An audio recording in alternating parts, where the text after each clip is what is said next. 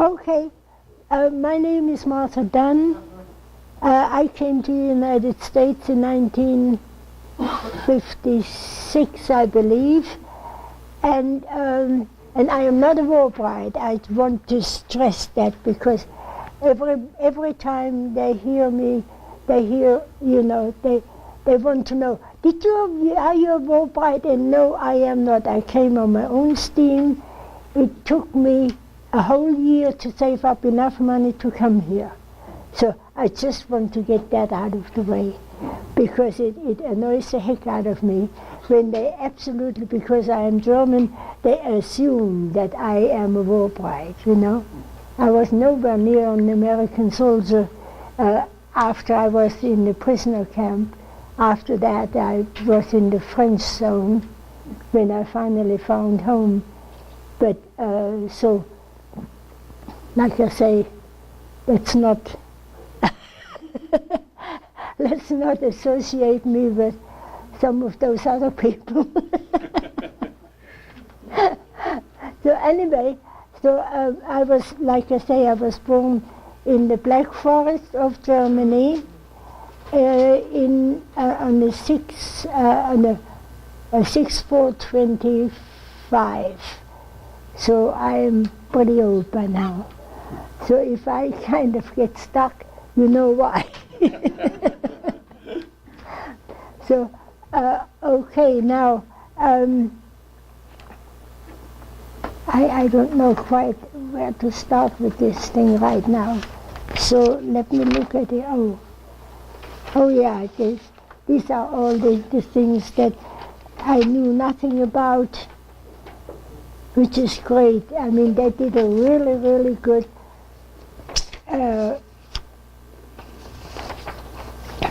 family.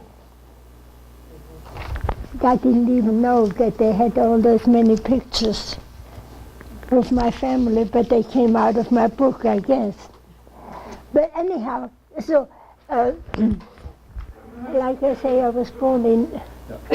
If you want me to show any of the pictures, I can. Oh, okay. Well, right now, it's not... Well, I can't. That's there, but adjust. It's up all the way. Always hard to get it just right. Well, the ones get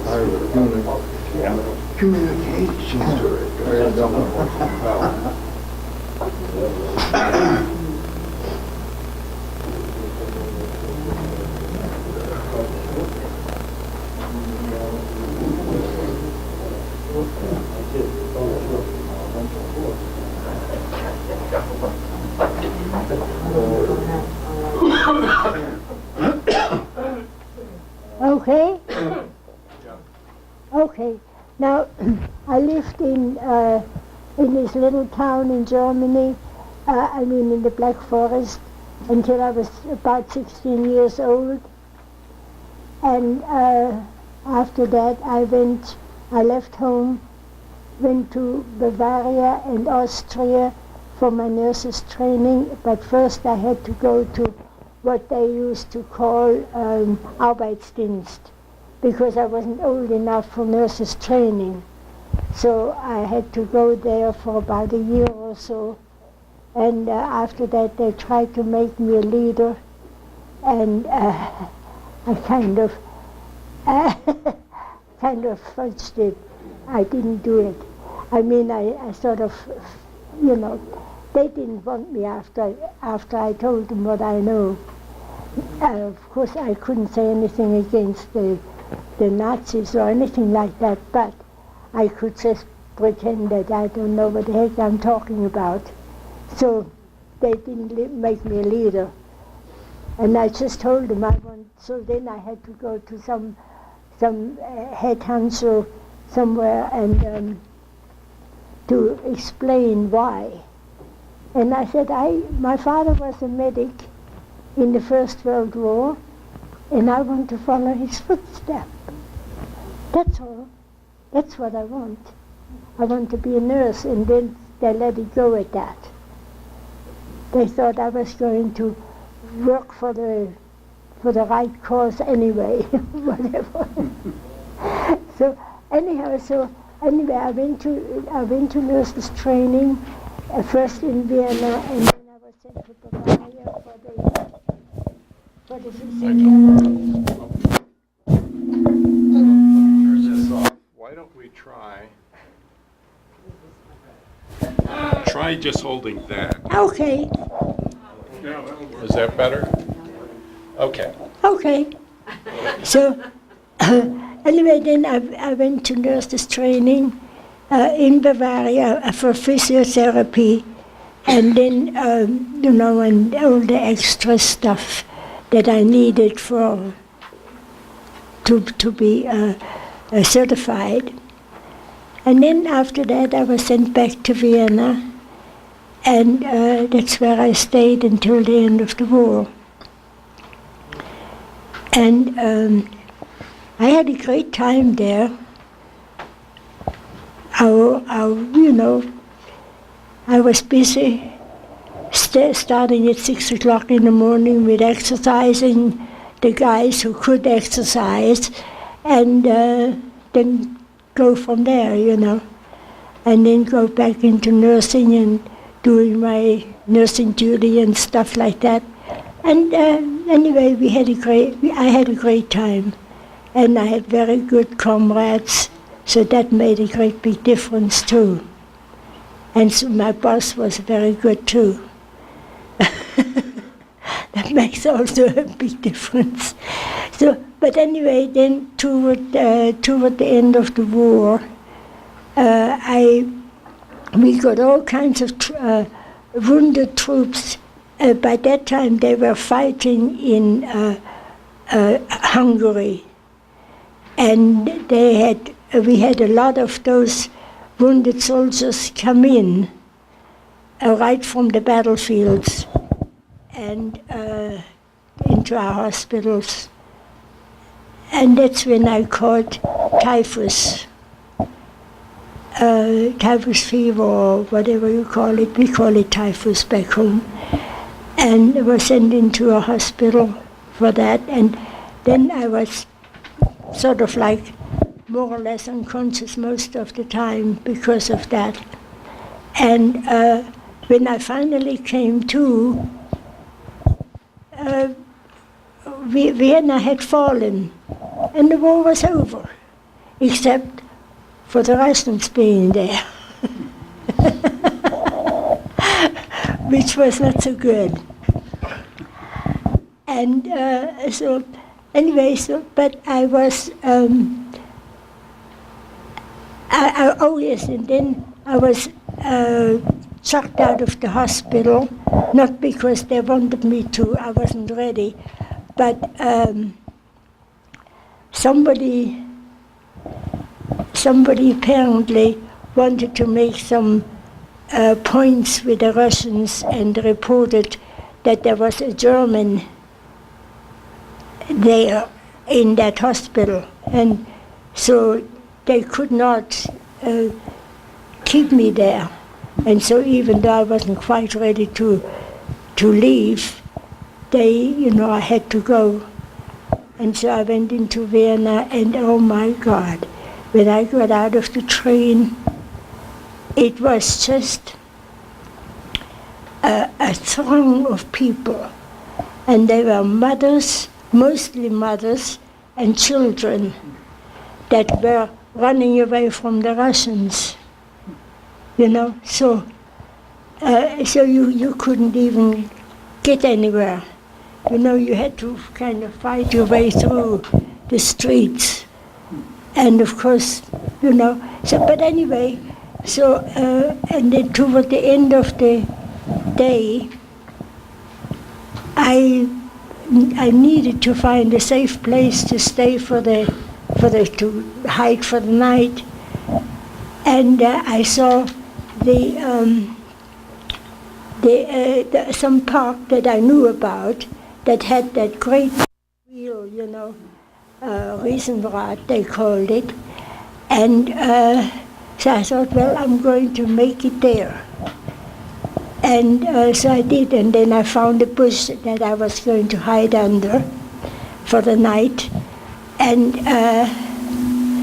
well, the Russian troops, they called, the guards, they saw me, and they pulled me out of there. And when they saw my uniform under the coat, because all I had was one uniform and one coat and one set of underwear, that's all I had. So anyway, so they pulled me out of there and put me into what they called a sort of intermediate camp where I was going to stay, or we were, whomever they caught that night, were going to stay until the next day or a day or two after, when they were ready to put us into a regular prisoner camp. And I wasn't about to go there. So there was, and anyway, so one of the guards, they had the guards walking around every half hour or so, and he saw me looking over the fence, trying to investigate what's on the other side. And so he knew what I was planning. So, but instead of reporting me, he didn't. He showed me a way where I could get out. He took his gun off and took the butt of his gun, and he moved some loose boards to show me there is a hole you can crawl through. And then he put it back and went on his way. And so that's what I did. I went right through that hole. And so then I went through there were some little houses, some small houses, gardens in the back of. And so I crept through those gardens, and then I laid right, where the wall comes down, and I laid right there with my back against the wall for the rest of the night until I heard some life coming. And then by that time it started getting late daytime, so I left there, went out there, and went to one of those spring, what do you call them? Well, anyway, where the water runs constantly. I forgot what they're called. Anyway, and to wash up as much as I could. And so did everybody else, so I was safe. And then I went back to Vienna. I went back to the center of the city. And and I still couldn't find a place. So, but I went there was a church called Karlskirche, and I went there, and I stood at the locked door, because they had to lock every door, because of, people would just barge in there and ruin it and play. Could you just hold it a little bit more that way? Oh, sorry. Okay. And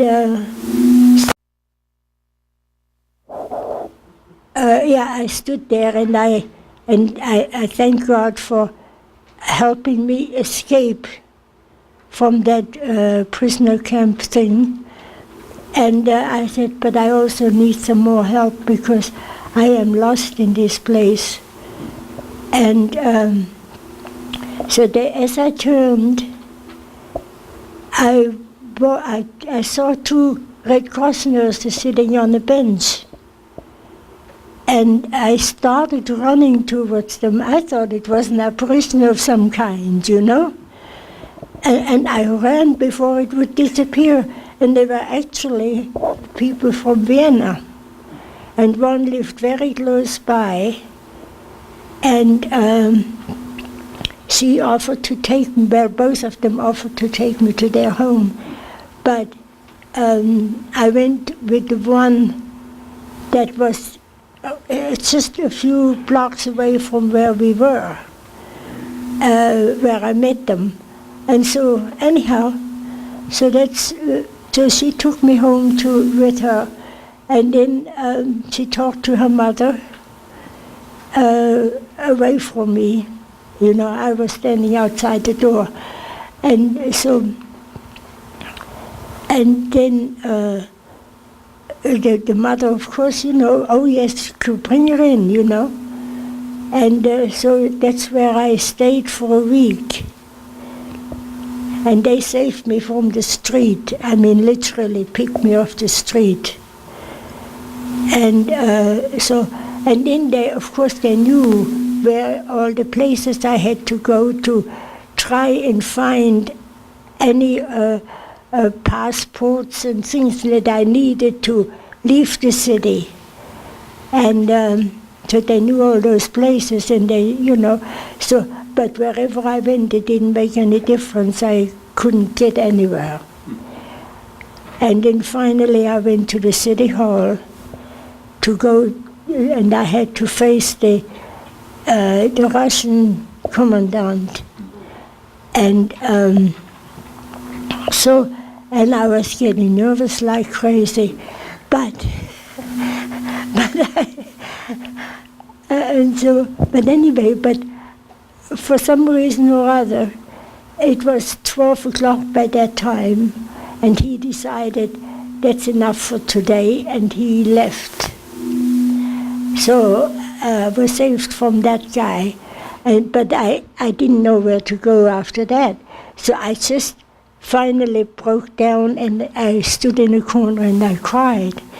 And then I heard, the first time I cried in all these things, but so then I felt somebody touching my arm, and I heard this little voice, very gentle voice saying, "But Mardel, it can't be that bad."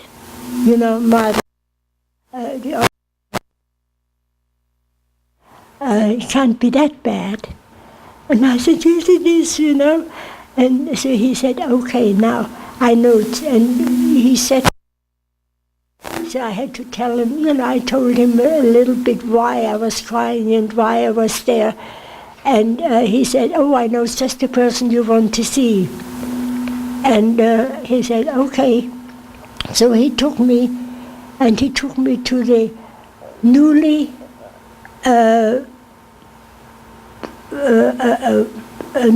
anointed, I want to say, but he was not anointed.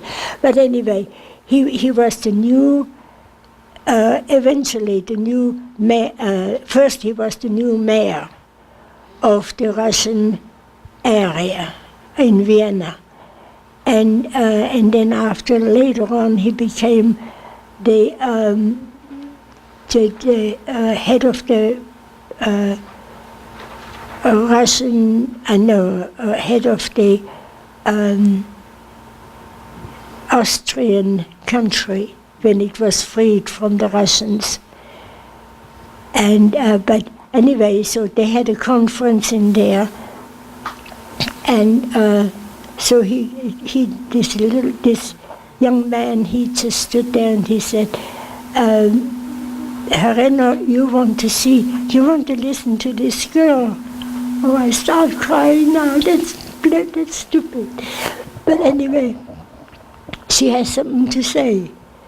And so he said, okay, bring her up here. So and then he said, when did you eat last? And I said, I don't know. And and then after that, he said, okay, you sit down, and we bring you some food. It's not very plentiful, but it's potato salad and a sandwich, and but that's all we got. So, and we finish our meeting, and then we'll talk. And so, yeah, so that's what happened. And I talked to the mayor. I mean, this gentleman, Renner, Karl Renner, his name was, and I told him what had happened to me all this time, and so, and anyway, so he he said, well, there's not much we can do. I can help you getting the papers that you need, but the rest of it I'm not allowed to do because the Russians are in control of that.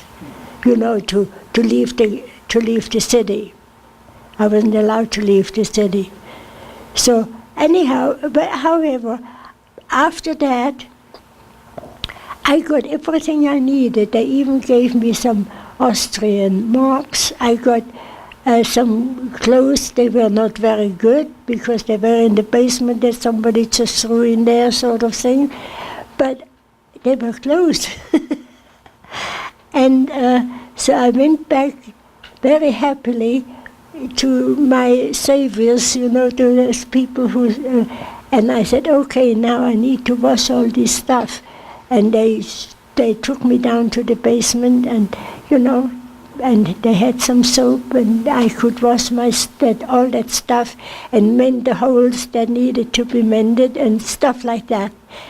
And then we had, and I even got ration cards, and I gave those to the lady, you know, the mother of the girl who took me there to her home.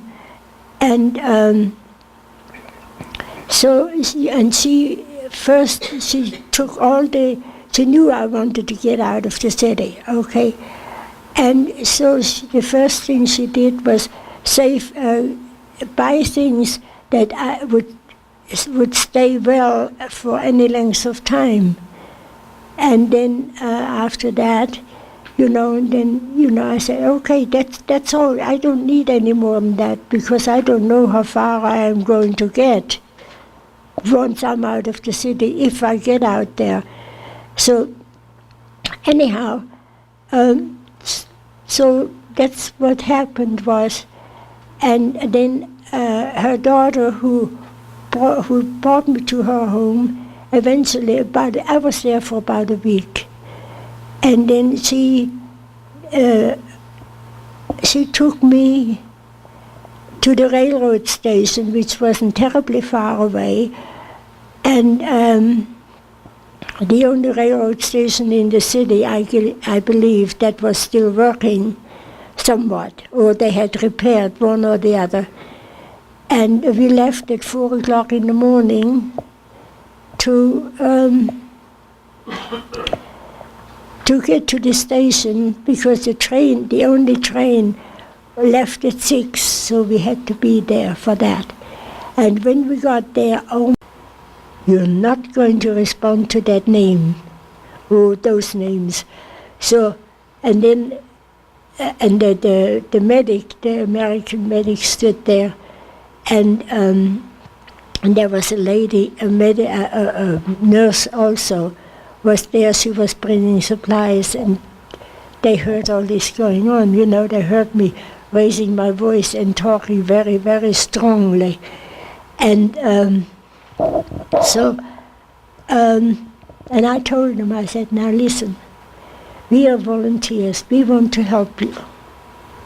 Now, if you want to help, you can behave. This man's name is Mahler, and I am Sister Martha, and you either address it as such, or you won't get any help. And I don't care. If we leave tonight and we never come back, that's all right with us. So, but you will not treat us like the dogs you're trying to make us out to be when we came to help. And so anyhow, so that's, and sure enough, the American, they didn't know what I was talking about, you know, because they didn't understand my language. But from there on in, it went fine.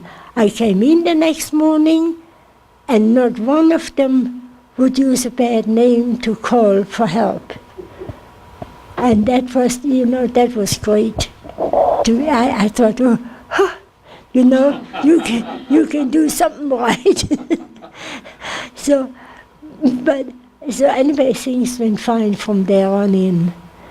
And except for one, I slapped an American across the face. I went through I made a shortcut through the laundry tent. And there was this American, he stood there and he said, "Heil Hitler," So I slapped him across the face. I mean, it was just reflex. And he pointed very sheepishly, he pointed on to that thing that he had read, a plaque of some kind that they found along the way, and they stuck it up on the wall there in the officer's tent, in the laundry tent. And so I said, "Okay, I'm sorry, but you don't treat me that way, ever." So anyway, so that's the only thing, and I didn't report him, and he didn't report me for slapping him or anything like this. And it went just by the wayside, But anyhow, every day we came in, or I came in, I should say, I'm talking about myself. We had less people who died during the night, and that was a great thing, because to us, we helped, And and then eventually, after about 4 weeks of this, the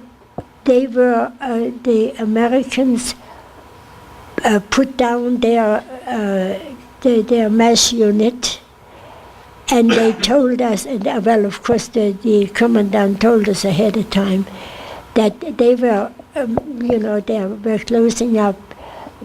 They have the people now, they can put into the Austrian hospitals, the ones that were still alive, they're okay. They can let them in there, and then after that, they were going on a well-deserved leave home to America, and so we were dismissed. Thanks very much, you helped us, whatever. And so then the next day, I had to go to the hospital, because if I wanted food, that's where I had to go. So I went in there, and I talked with them, and I said, "Well, you have to go to the commandant of the city," and I said, "Okay." And so I went in there, and I thought, well, I'm going to go home now, because, hey, I helped them out, I did something really good for them, And so I went in there, and I told him, "Okay, can I go home now?" He said, "I don't think you are, because you wouldn't even want to go home, because the trains over there are not running yet, and things are still very bad, because the Americans, us, we really ruined a lot of the train stations, mostly." Excuse me, Martha. We're into it for about an hour and a half now. Yeah. I think we might need to just take a short break for everybody. Oh, okay. And if anyone needs to take a quick break, let's take about 5 minutes. You can get some more refreshments. I know some of you may have to go on to something else. Then we'll come back and we'll finish the story. Yeah. My Lord, the train was full of people. And so my friend went right in there, and she saved a seat for me, while I went to get the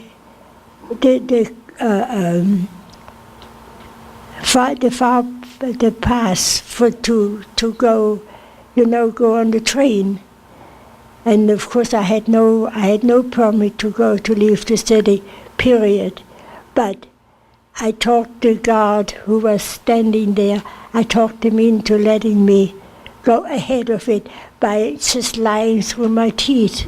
by saying that I have somebody, a soldier in there, a wounded soldier in there, that I have to take to St. Pölten, which of course was the next town where the train stopped, and I knew that. So, he said, I said, no, you can go there and you can see him. And of course I knew he couldn't leave his post, so it was safe for me to say that.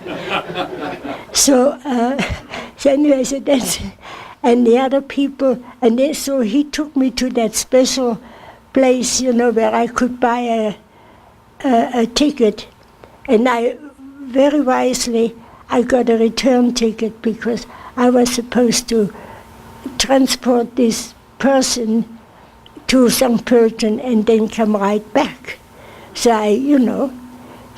that's what I did. I made it believed, I made everybody believe that I was going to come back. So I bought this extra ticket and to come back. And then, and just by that time, my friend had saved a seat for me.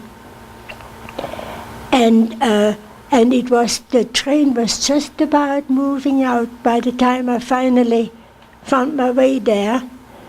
And so we didn't have any time to talk, but of course we talked a lot before that.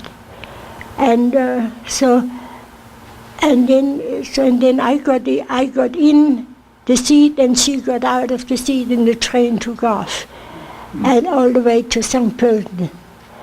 And from there, and then of course that place I knew because this is where I started my nurse's training, or pre-training, because again I still wasn't old enough for that. So anyways, I stood in the market square and I looked around, reminiscing, and I saw all these people walking out of the train and going a certain way. And I thought, oh, that's where I have to go, because I know they're going out of the city. So I did, and I ended up on what was supposed to be the new, the Autobahn, which wasn't quite finished, but it was passable. So I followed this whole throng of people in there, and walk. And finally, then, so there were some, soldiers, Russian soldiers with guns and all that sort of stuff. And they said, and the only word I guess they knew in German was paper, documents. And they said, Papier. So I said, oh, well, I have it in my rucksack, And he said, Papier. So I said, go on with you.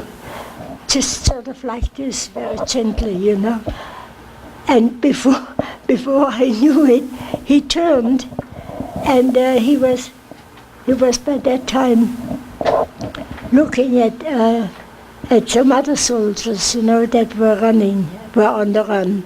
And they all had papers. But I didn't know that until later, because I wasn't there. I wouldn't dare turn around because I thought that he had the gun ready to go, and I kind of felt a sort of like, ooh, it's coming, But then when I finally had enough guts to turn around, I looked in those three faces, and they all sort of were kind of grinning and a little bit admiring, and that they say, I guess at my guts or something, I don't know. But so, and this is how we hooked up. And eventually I called them we were the three musketeers. There were three soldiers on the run, and I was the fourth one. musketeer, and we stayed together all the way until we got to the American zone. And so eventually, after we walked and walked and walked, I couldn't walk anymore. My legs were starting to swell like crazy because I still wasn't over my typhus anyway. But so I told the guys, I said, you better go, I can't hold you up. So and then one of the soldiers knew a little bit of Russian. So when one of those empty wagons came along, I don't know what they had in there to go that way, but they were empty. And so he talked with one of them, and so he said, yeah, he said, she can come on and sit on there. And and I'll take her. And then when I got there, I said, well, I have these 3 guys who also, they are my friends, and I want to take them with me. And they said, okay, they can sit there. And that's how, but that's how I found out that a young man, he was a soldier. No, he wasn't, he was a soldier, but he was a student at the University of Leningrad. And he spoke German very well. But he had all blue eyes, and he was proper, he looked like German, he really did. And but anyway, so that's how we moved a long way, sitting on that cart thing, that empty wagon thing. And then finally, when we got to where the trains were running again, was some place called Losburg. And he said, okay, now I'm going to take you past the station, because the station is absolutely mobbed with people who are on the run, who want to go over that, take the train, which of course were all goods to deliver goods, And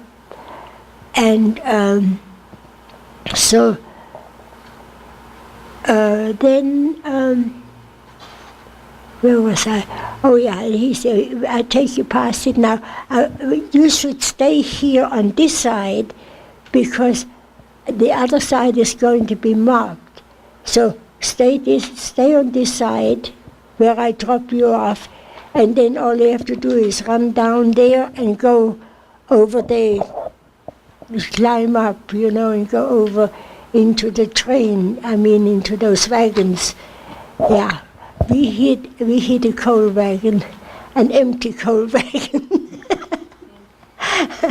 But we got there, and that's when the train finally moved. We were on our way. And then after a while, the sun started shining down like fiercely, and the one of the soldiers that was on the run. Oh, I'm sorry. One of the soldiers that was on the run. His name was Walter. Of course, the other 2, one was Andy. He was from Bavaria. No, he was from Austria. And the other one was also German. So we had 2 Germans and an Austrian with us. And but anyway, the German one, he had been shot in the head.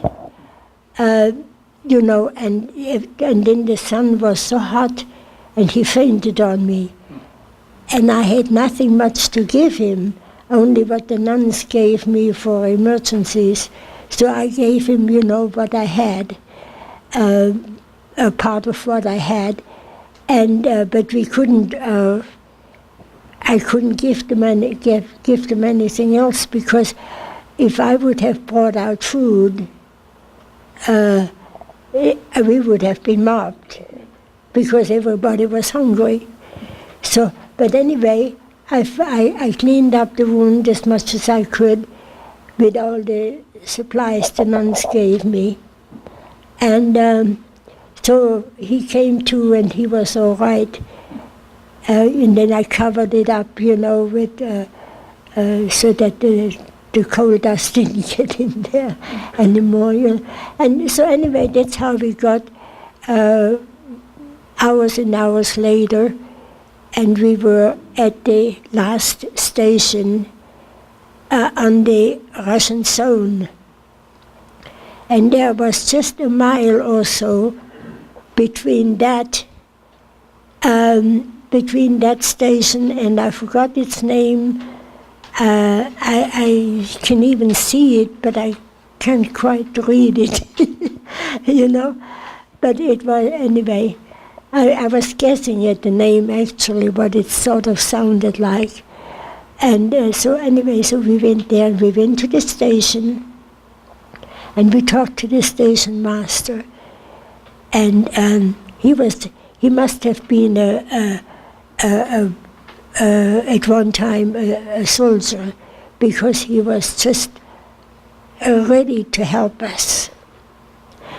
And he had us sleep in a sort of an open shed, and we had hay in there, and we could sleep on the hay. And he said, now tomorrow morning at 6 o'clock, I have to deliver an engine and some wagons to the Russian place, to the Russian where the Russians were, and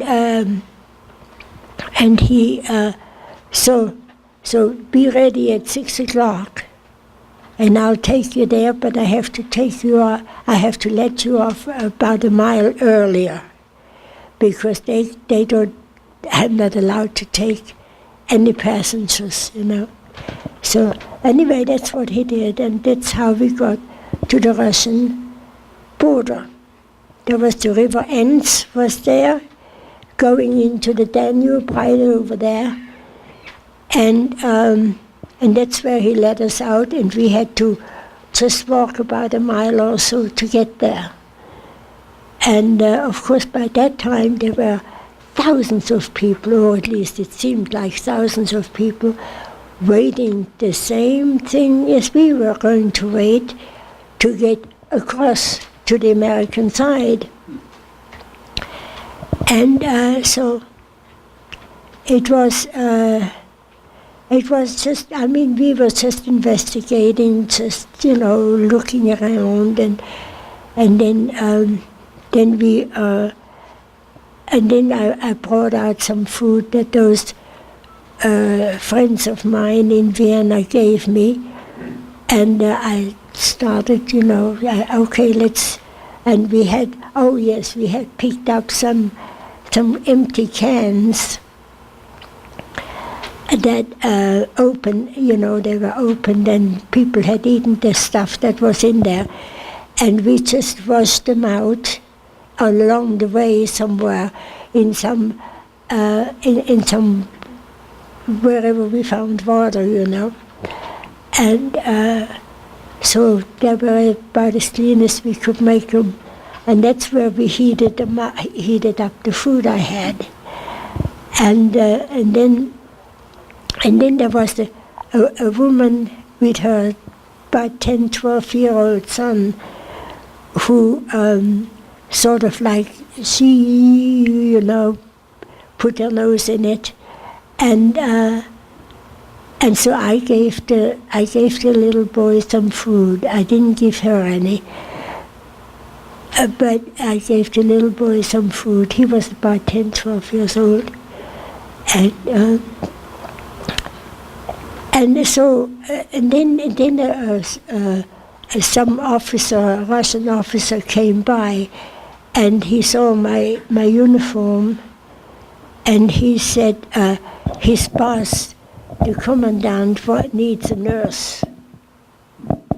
And I just pointed at the three of the guys that I had around. I said, this is an amputee, and this one he has, as you can see, a head wound, and I can't lift them. So I said, you have to find somebody else. And so anyway, so he took off. Then the woman went after him, walked after him with her son in tow. And she talked to him. That's when we realized, oops, she speaks Russian or a Slavic language, you know.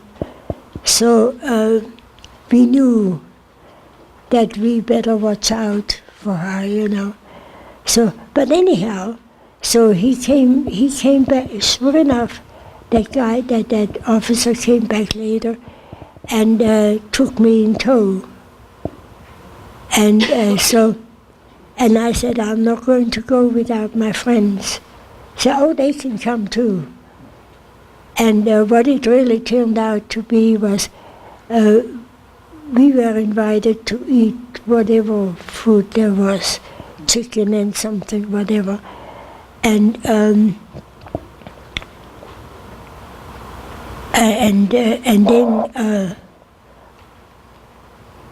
then after a while, when it got evening, you know, so they took those two people, the mother and the son, out, and somewhere where they could sleep. And then they took the soldiers out, my friends out too. And so there I was stuck. And it was one hell of a night. It was horrible. And I remember I was crying for my mother, Mamale, you know. And didn't help any, she couldn't hear me. But anyway, so and then the guard came and he took me back there and sat me down, you know, and left. And then the torture started. It was a horrible night. But when I refused his advances, he took his gun and he shot it. And of course, everybody in the place knew or thought they knew that he shot me, you know, but he shot in the ceiling. But anyway, whatever. Long story short, it was a horrible night. Finally, that guy went to sleep. And so I got myself dressed and had my rucksack on my knees, and I waited for whatever opportunity I could sneak out of there, which of course by that time it was getting dawn. So I went out there, and sure enough I found my three friends down by that trough where they used to, whenever they came into a town or whatever, or a village, they always had that ready with water for their cows or for their horses for them to drink. So that's where I washed up, and the guys were making a circle around me so that I could get myself washed up. And and then we went along. And Paul, the amputee, he went and he took off, and he went to a farmhouse up there, and then he came. He said, "You come with me. Those people are very nice, and they're going to give you something to eat." So sure enough, I went there and I sat in the kitchen, and the lady gave me some milk and some bread. She said, "I'm sorry, but that's all we got." Oh, that was great, you know.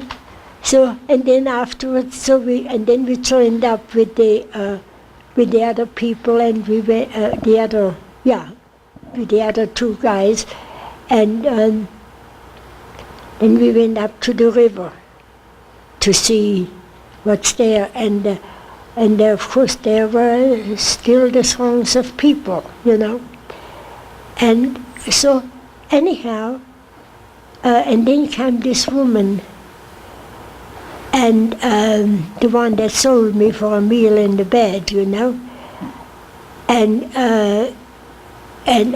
she came and said, "Oh, smiled," and I said, and I talked through my teeth, "If you ever talk to me again or approach my friends, I'm going to kill you." And I probably meant it at that time. And she took her son and she ran off, and I never saw her again. And so from there on in, it was, it was the sort of, they played a game with us, the Russians did.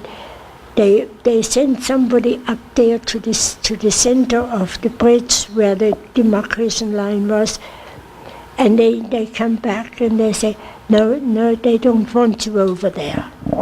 And this went on forever and forever. And so finally, we noticed there was a change in who came first. Whenever the Germans were first, we knew they weren't going to let us go. Or we realized, I should say. And then when they put some French and some Dutch people out front, the first ones out, that's when we said, "Oh, okay, let's infiltrate." And let's. So I pulled my head over the hood of my coat over my head, and we had one guy that wore his uniform still, that was intact, and we just hoped to God that that they wouldn't stop him, And so, but anyway, so we went toward that bridge, and then the commandant, the same pastor, came, was there, and he had them open the whatever you call that thing. Barrier. Thank you. Yeah, and and then after that, so we ran through like crazy, and we walked. We couldn't run by that time actually, because it was too dangerous. We don't want them to realize that we are really, really on the run. And we couldn't talk. We had already said no talking, no nothing, because they would know that we were Germans. But anyway, so we were about halfway there when somebody said, "They're Germans, they're Germans, they're Germans," Oh Lordy! And then we started sprinting. And and then of course we heard the footsteps of the Russians after us, and of course they stopped everybody. Nobody else, they put that barrier down, and nobody else was allowed to come after that, except the people who already had passed that. Anyhow, so we went, and I looked up and I saw a Red Cross on a roof. And I said, "Oh, that's where we have to go, that's a hospital." And so, and I kept that in my head while we were running and running and running. And so anyway, whatever, we finally, oh yes, and then Paul, he was an amputee. He had from his knee on down, and so when he was running with us, the foot came loose, and it spun, and he said, you better run, I have to go back. And I said, no, you're not. And we grabbed him, and then you hop on one foot, and we run with you. You know? And that's how we went over there. That's how we got across that bridge. And then finally, that barrier came down on the American side, and I wanted to just fall down and kiss the ground and kiss the guy that was standing there. I didn't do either one of them. But finally we were there. Then I said, okay guys, now let's go to the hospital.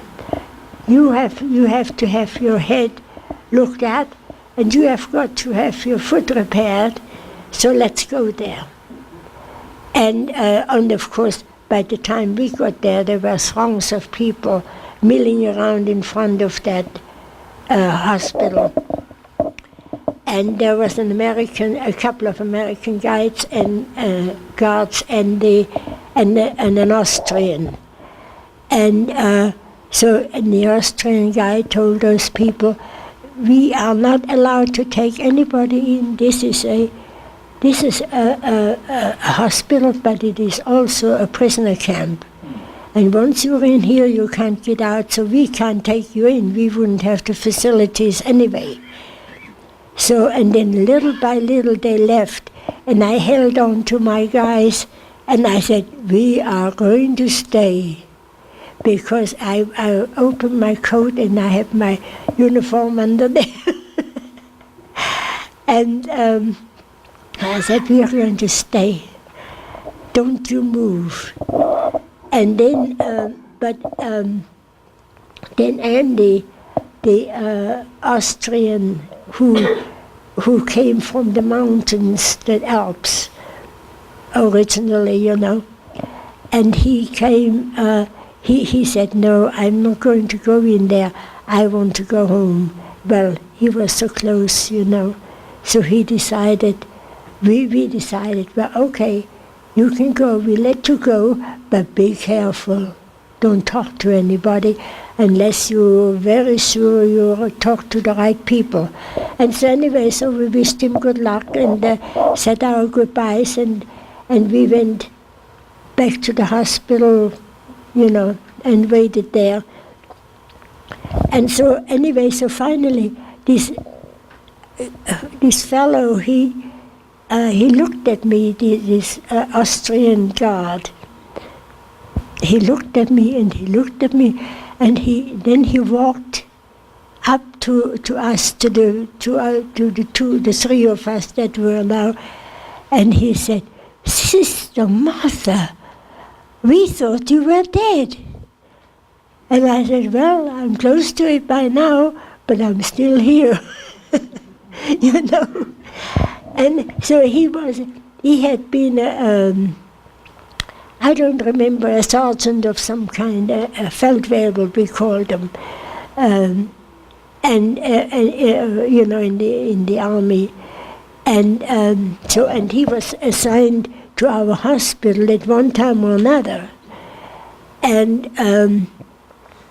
so he knew me, of course. That's why he knew me, and I, you know, and they, oh yeah. You know, and then he told me his name. I said, oh my gosh, I remember you, you know. And so anyway, so that's how we got there. And he went and he talked to this. He said, don't you move now. I'm going to talk them into taking you in. You know. So he did. He walked back to the American guards, and sure enough, they let us in. And the first thing he said, now before you go in, you probably won't be able to walk out, because you're going to be a prisoner after that, you know.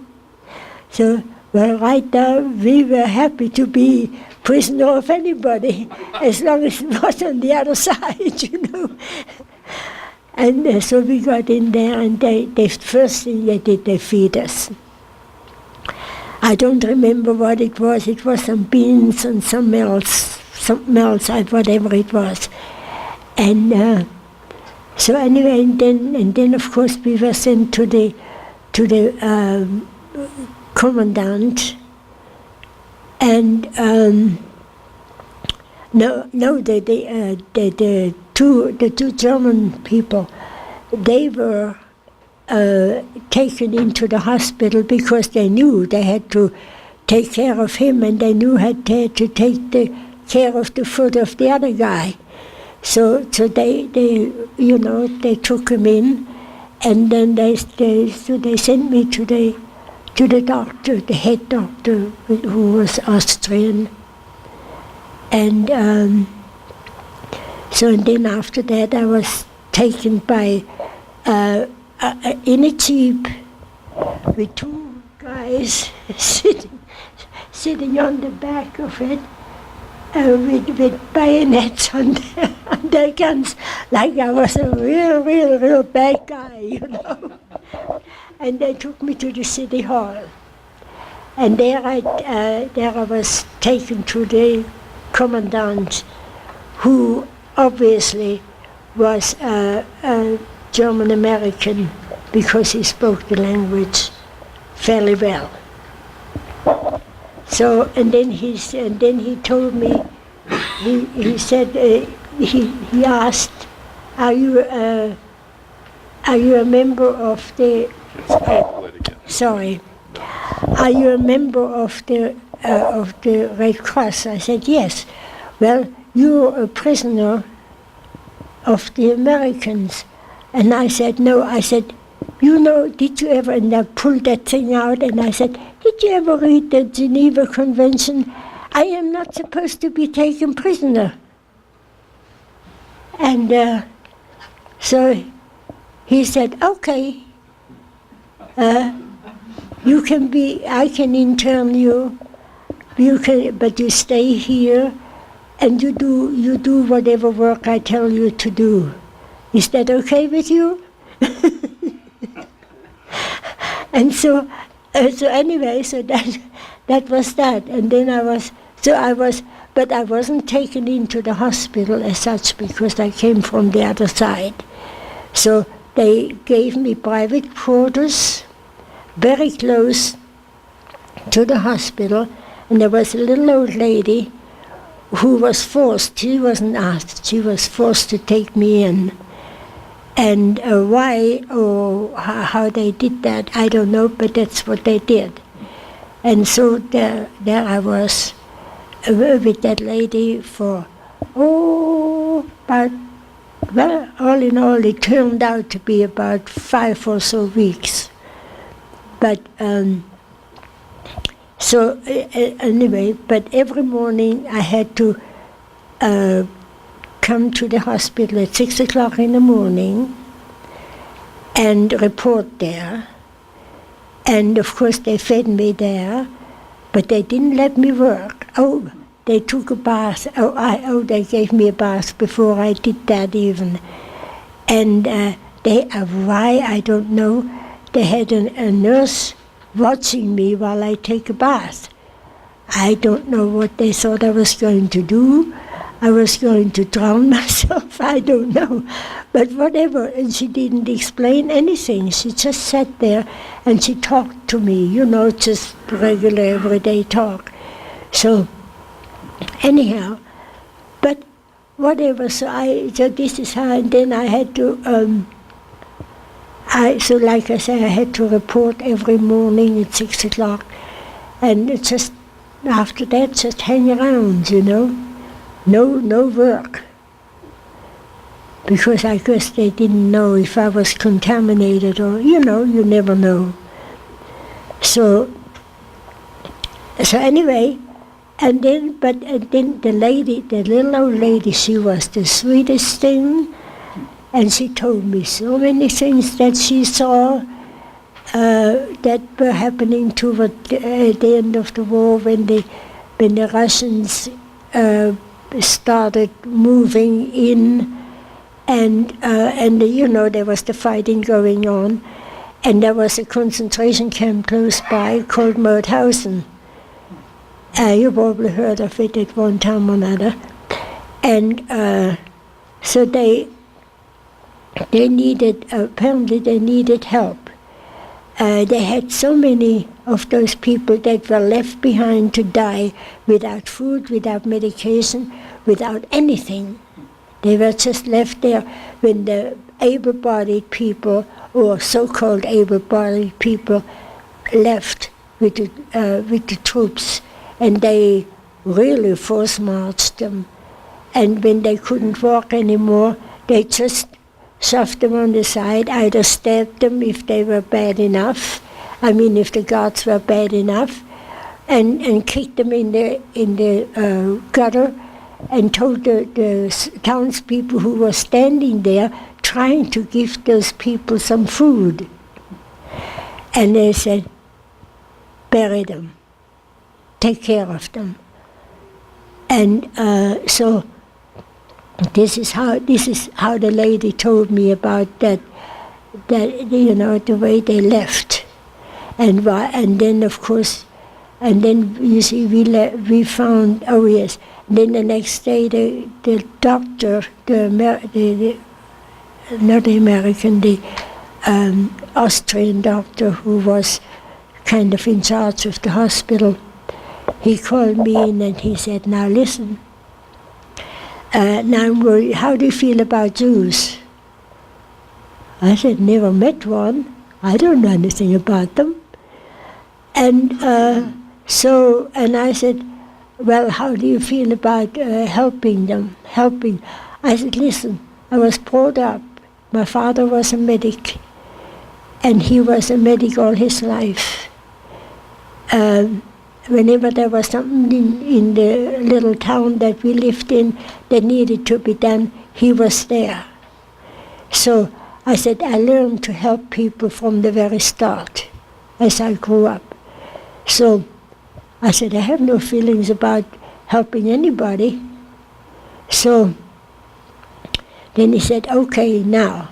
And then he called in the American adjutant or doctor, whoever he was, and he explained then that they had found all these people that were in dire need, and they were just overwhelmed. The American nurses couldn't deal with it all. They couldn't help enough people, so they needed help. So, but they wanted only volunteers, and the doctor had already talked to me about it. He said, Martha, you need food badly, so why don't you try it for a day or two? And he said, I was already assured that if you're not treated right, you don't have to stay because you're a volunteer. So anyway, so that's, so I said, okay, let's try it. So I went there, and which was fine. We were allowed to eat or invited to eat in the officers' mess, and had good food and everything like that. We went there for breakfast in the morning. They picked us up at 6. We were there for breakfast and lunch and then dinner, and then they brought us back to the city, to the little town, and until the next morning at 6 o'clock. So anyhow, so everything went just fine. So anyway, I said, well, I'm going to try it, And it was a good thing because the Americans fed us very well. And they treated us very well, except the nurses. They refused to sit with us at the same table in the officers' mess. Absolutely not. They just, when they saw us come in, and the people who guided us in said, okay, here, these are your seats. And they stood up and they walked out there. Oh, we will not eat with them at our table. So we got a special table next day. And the whole, to make up for it, you see, the whole center of the table, there were only 5 of us, the whole center of the table was filled with goodies. There were cookies, there were chocolates, there were even, you see, that's how I learned how to smoke. Cigarettes, and all this sort of stuff, you know. I mean, you name it, it was there. And the nurses had to look at what we got. They kind of lost out. But anyway, so that's how it went until about 3-4 days later. I don't remember how long, but sometime later, 3 nurses came into my tent, and they said, "We need help." And I thought, ooh, you know, what do you want me to help with you with? You know. So, but anyway, they said that they had to give an IV to a person, and they couldn't get the vein. And would I help them? Would I try? And I said, me? You know? I said, okay, I'll help you. So I went, and on the way to that tent where they were, I said, please, Lord, let me find that vein.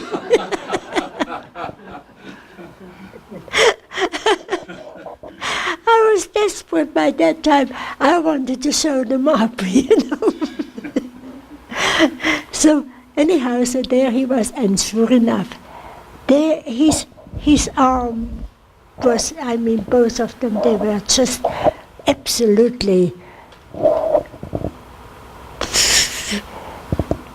I mean, I just, well, I don't know how to say that in English, but whatever it was, they were absolutely, it was absolutely horrible. I didn't think I could find a place where they hadn't stuck the needle in and where it was blown up, you know, and bleeding.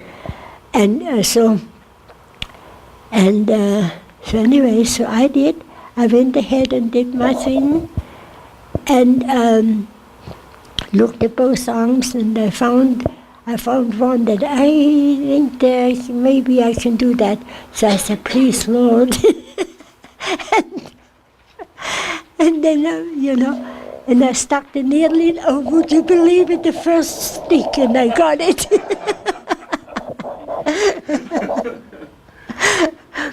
So, but anyway, so it's not that they treated us better, but you know, that's how it went.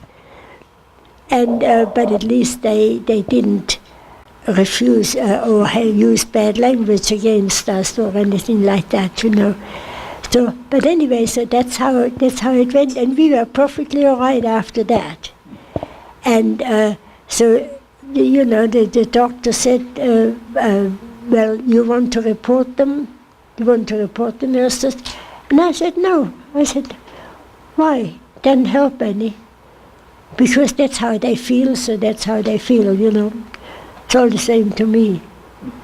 So, but anyway, eventually, they needed more help. And they brought in some, a bunch of German nurses from the prisoner camp from Passau.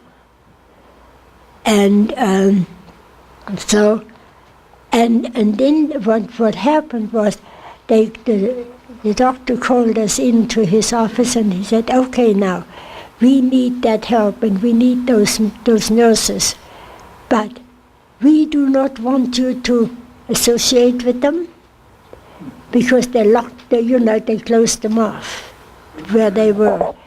They had not been behaving very well, and we do not want for you to get, to talk with them, do anything. You're just doing your job like you have been doing, and ignore them, because they're not worth your while. I mean, when I translate, it's best I can do. So anyway, so that's what happened, was that that's what we did. And and they were actually they put they had a guard in front of it, in front of the thing, and they also had it cordoned off, you know. They couldn't get anywhere. They had to go and pick up the food at the tent, at the regular mess hall, you know, and take it back. They were not even allowed to eat in the mess hall. They were just outcasts, but they had to work there because they needed their work. So, anyhow, so this went on. The only other thing that went kind of like a little bad for me was they used to, well, it affected me. They, whenever those prisoners, the former prisoners, my patients, came, you know, when they needed help, say they needed a bedpan, they needed whatever, or water or whatever, and they would call the Austrian guy, the Austrian helper that came with us. They called him all kinds of names, like I don't know how to translate in German, in English, but you know they call them really, really bad names instead of their names. So the first day, I was just stunned. The second day, when they called for a Mahler, that was his name, the medic that was with us, was in that tent. And when they called for him, and I heard that bad name, like, you know, whatever it was, like, that doesn't make any difference, was a bad name. And I held on to Marla, and I said, "You're not going to move."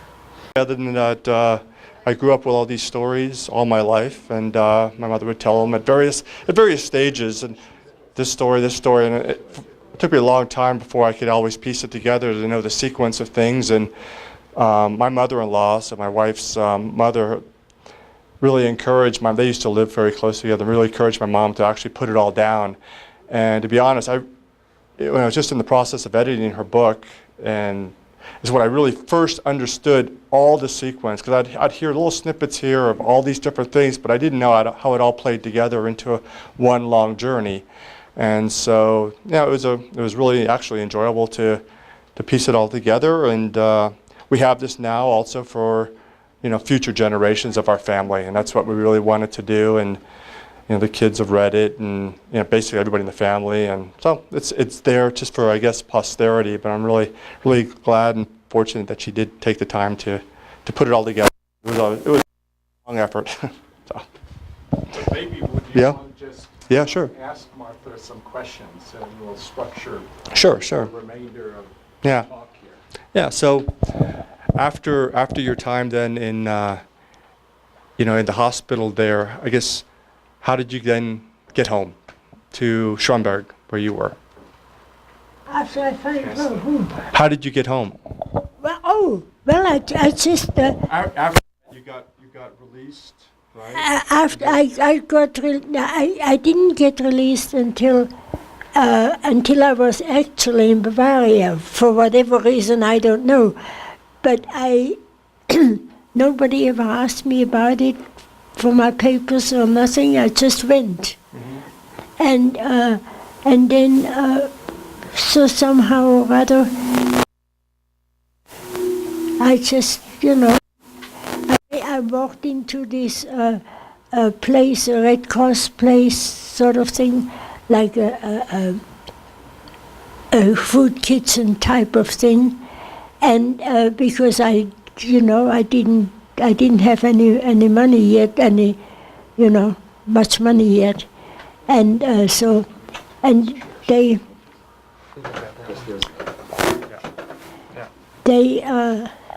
They said, "Oh, you haven't been even charged." Yeah.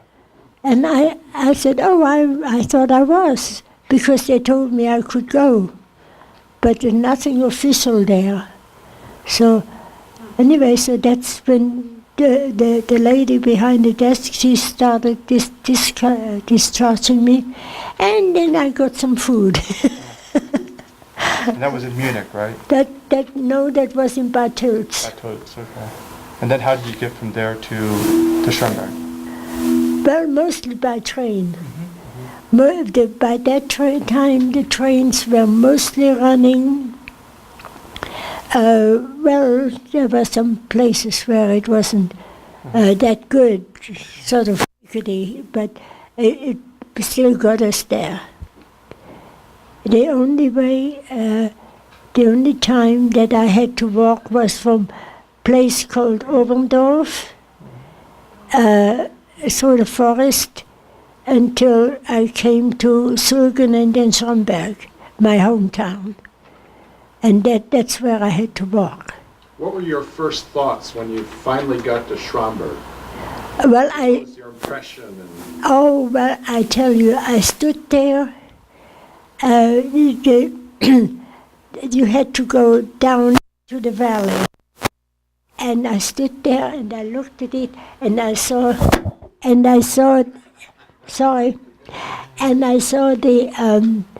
Schlossberg, the castle that overlooks the whole valley. And I was just awestruck. And I noticed that the town was intact. And I was told later on there were only three or four houses that were bombed. And they were trying to hit the railroad station, and they hit some houses up on the hill instead. They just didn't. It was very difficult because there are a lot of hills and valleys there. It's a very deep valley, and they wanted to bomb the town because there was a factory there called Junghans, which make watches. But of course, during the war, it was repurposed to make bombs. So they were trying to bomb that, but it was kind of difficult because of just the valley formation. And of course, they had anti-aircraft weapons on the hills around. So. What year was this? 1945. 46. But yeah, 45, 46. Well, this is here when I got there. Yeah. So they tried, but it was so difficult because of the valley and all the anti-aircraft that they weren't really successful. So. Is that your hometown? Yeah. I mean, look, you can see it later. I mean, I have a big thing here, but you can see, down back here, and this would be the house you grew up in right there. Where my finger is. So. There's a picture of it. Oh. There it is. So show us your house. Yeah, there it is, right there with the arrow. Oh, okay. Yeah. Got it. That's a pretty part of Germany. It is. It's pretty far away from downtown, basically. Yeah, but the problem is the factory. It's hard to really see, but it's right next to her house over here. Boy. It's right there. Right down in the valley, 'Cause I used to visit there when I was a kid, and that house was in the family a long time. And literally, just go down the hill and right on the other side. It's probably about a couple hundred meters away from her house, but they're lucky. So. Yep, they never hit it. Yeah. So how was the welcoming home? I mean, when you saw your mother and father? Well, that was pretty. That was pretty. Well, what can I say? Overwhelming. It's about the only thing. I saw my father, my grandmother, who lived in the basement, in the first floor. She saw me coming up the hill, and she screamed, and she said, "Oh, Martha is home, Martha is home," And so all the windows around in the next building flew open, and everybody was calling and yelling and waving, And then as I went up the hill, it was a very steep hill going up to the house. So grandmother by that time she had yelled it out of the window, you know. Then she came down and she dragged me into the house, and I didn't give her any chance to tell me anything. I went upstairs to see my father, see the family, and then I realized, oops, my father is very, very, very sick. And, and of course the shock of it was a little bit too much for him. So I took him over to the sofa and sat him down, and I just sat there with him and didn't do any talking, we just sat. You know? Yes. Yes. So they were really surprised. Yeah. Right. Yeah. What was the question? But they thought she was dead, and so there was a big surprise. Yeah. Yeah, I was declared missing. Right. What about brothers and sisters in the family? 2 sisters. One sister is a year older and one's a year younger. They were all fine. They were there? Yep. Okay. Yep. Your mother? Mother's fine too. Yeah. Yeah. She lived till 75, 1975. So do you still own that house? No. There's a picture of the family there, but it's after the death of Martha's father. Yeah, right, Shows yeah. Lisbeth and Marie and... Yeah, so the face, the second over is Anna Marie, she's now passed on, but my aunt, and the one in the middle is her older sister, Elizabeth. So... And she too Some of the other died. pictures, I've never met some of the other ones, but I met them. So. We used to go over there on a quasi-regular basis. So you stayed there for a year or two? And About 3 years. what made you decide you had to leave? I didn't have to leave, I wanted to leave. You wanted- There you go. Yes. Well, it was just the way I was treated like a stranger. But all saying you can't go home, I guess there's some truth to that. Yeah. And so I decided, and a friend, I had a family friend, he told me that a long time ago, that Martha, leave this town behind and find a different place to live, because you outgrew this place. I mean, that's exactly what he said to me. And of course I didn't leave until while my father was alive. And once I left, was by that time the life there had stabilized, because we had a different, we lost a heck of a lot of money, but we had a stable life then.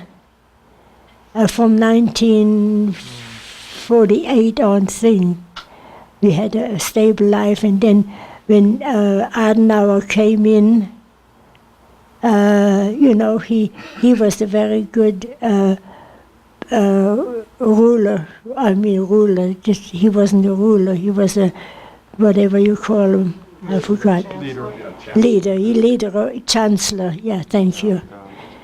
And so things started getting well, and food was getting plenty food. We didn't have to go into the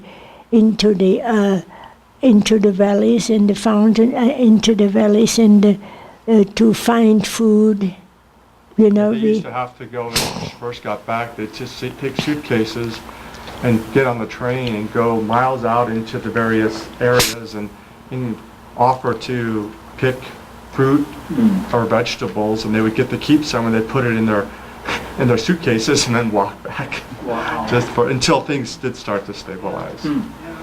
But there was a very hierarchical culture in that time in Europe, in Germany, and so I think my mother wanted, if you were in a certain class, you weren't ever expected to rise above that class. oh, absolutely, And that yes. kind of got on her nerve. Oh, okay. Yeah. That No, worked too? Yeah. Okay. yeah, not only that, Yeah. but if they criticized me for wearing different clothes more than once a week. You know, you were supposed to wear the same thing all the time except for Sundays, you know. And, you know, and I just couldn't take that. So that's why you wanted to start moving, right? Oh, yeah, that was the main reason. So this is a picture of your English family when you moved Yeah. to England. Could you Yeah. just comment a little bit how you got there? What were you doing? Well, I went there. Okay. It took me a while to get there, because you know, I had to go to the French didn't want me to go. They wanted me to go to France and do their cleaning work and stuff like that, you know, cleaning their houses, and you know, that sort of stuff. How did you get to England? And well, that's the reason why I moved. And then when I went to England, I had to go. I had to go through the French and get their permission first, and then had to go to Cologne, to the headquarters of the British occupation, and there that's how I went. But it took a while. It took about almost a year before I got the permission to go and leave. And you had to commit for what, 5 years? No, I didn't have. If I wanted to become a citizen, I had to be there 5 years, and unfortunately, I didn't even know that. It sort of went past me. And But you had to make some level of commitment to be Oh. able to go over there. I don't remember what commitment I had to make. I don't remember. But something lined you up with this family. Yeah. Oh yeah. Well, I went through an agency that my English teacher went through when she went over there to learn the language. And and I went through her agency, and that's how I got there. And I had to, if I wanted to get reimbursed for the trip there, the money, I needed to be there for a year. And the first one, I didn't make it more than about 3 months or 4 months. And a friend of mine, people I befriended, or they befriended me, they said, "Martha, you better get away from there. They're not treating you right. They're mistreating you. They're just not your type of people. And so, and I have just the people you want to go to." And she introduced me to what I call my English family. Did they sponsor you to come from Europe to England? The family? No, Yeah. no, Well, not they this didn't. one, the original family. That was The part of original- the commitment. They'll pay you to come over, but you got to stay there a year To get reimbursed. to get reimbursed. So I guess she lost her reimbursement because she didn't stay the year at that first person who actually brought her over. But through a network of friends, discovered this family, and that was a super nice family. I met them years and years later, and she's still in correspondence with the daughters and the son actually. So Yeah, the little son was only 4.5 years old when I got there. yeah. Where in England were they? That was in the Midlands. Redditch, a town called Redditch, and it was close to Birmingham. So how long did you stay in England? 5 years, 5 or 6 years. Did you have to have a sponsor to get here? No, Well, I thought you, Tanti Dora and Uncle Otto had to do some degree of sponsorship back then. Well, at least guaranteeing. I think back then when you came, so her uncle had moved Oh, I see. Yeah. many But- years earlier to the yeah, United right. States and was living Oh, in yeah, Florida. forgot about that. And so they had to, back then you had to kind of guarantee that they're not going to become a burden on the government. Right? Yeah, So- that was, and they made it clear. They said, if you need any help from the government, we ship you back home. I'm gonna ask you a question. I thought it was a good deal. I didn't want to. I didn't want to go back home though.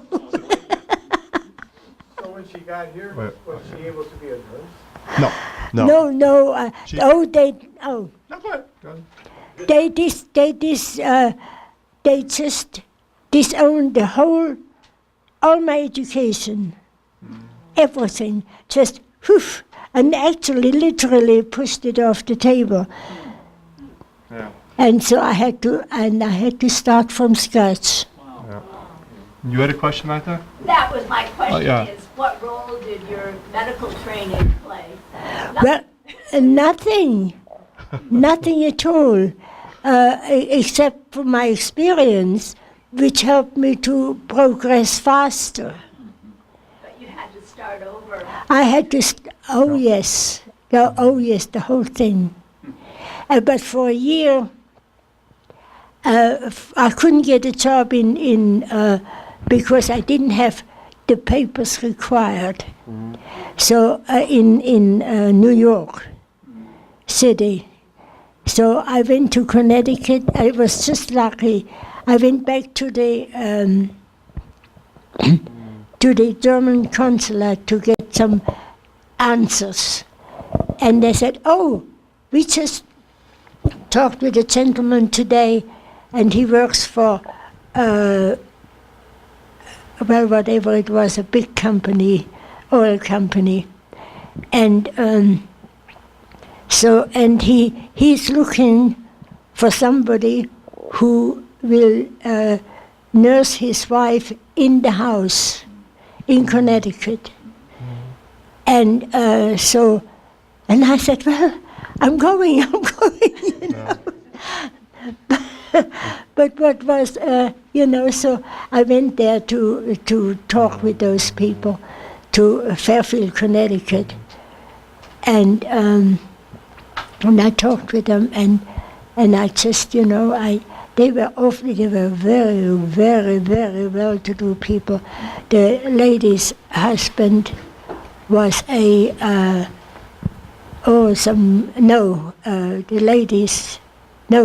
the husband's wife. Okay. She was a bigwig, but she did a combination. She worked as a salesperson in Gimbals. She No, became not Kimball. what was it? Macy's. No, it wasn't Macy's. Oh, no. It wasn't Macy's. No. Who was the other one that went out of business? Yeah, No, when no. B. Altman and G. Company. Altman, right. She also was a dance instructor for a while. So, I don't know, ballroom dancing, jazz dancing, and she also then later ended up in Florida, where I was born, and that's where I guess her nursing came in. She went back to school to become a lab technician. Okay. And that's what basically she did the rest of her career, is being a lab technician in Hialeah Hospital. Hialeah is just a little bit west of Miami, right? And so that's where I was born. Where did she meet your father? Here in America? Yeah, Orlando. So, yep. And Still alive? No, No. we don't know. We don't think so. that's another long story. Another book. That's a book I don't want to write, thank you. So, but yeah, and that's how she ended her career, is working in Hialeah. But I guess she was always drawn to medicine or some degree like that. But she never, and she did private duty nursing for a long time, like she was talking there. Part-time, extra jobs, work 2 jobs, things like that. So it's been a interesting and at times very challenging life. So Yeah.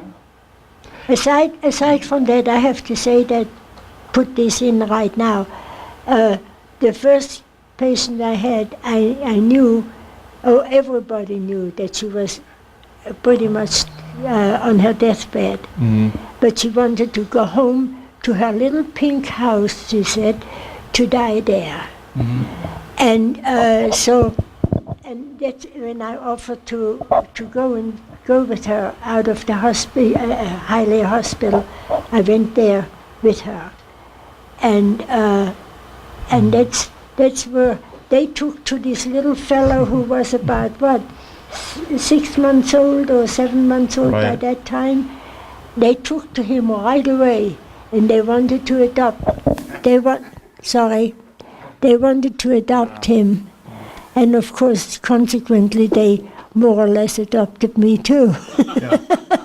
Yeah, so the situation there is that basically she needed a place. It was, like I said, a bad situation with my father. She needed a place to live. I was 6 months old, and this woman was dying, and so the husband brought myself and my mother into their house, and she took care of the mother until, the woman until she died, and at that point, he was kind of, didn't know what to do. He was an older gentleman, and so we just stayed on, and he became the guy I always called Grandpa, He was a great guy, and eventually when he passed on, he left the house to my mom, and so actually technically to me, but but anyway, so but that was that's how that kind of all ended there in Hialeah.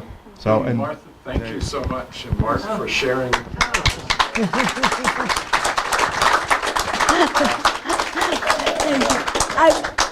I'm glad he helped me along, because I would still be talking for another hour. We'd just like to present you one of our challenge coins, just to commemorate your joining us here. And Mark will get you one. But thank you.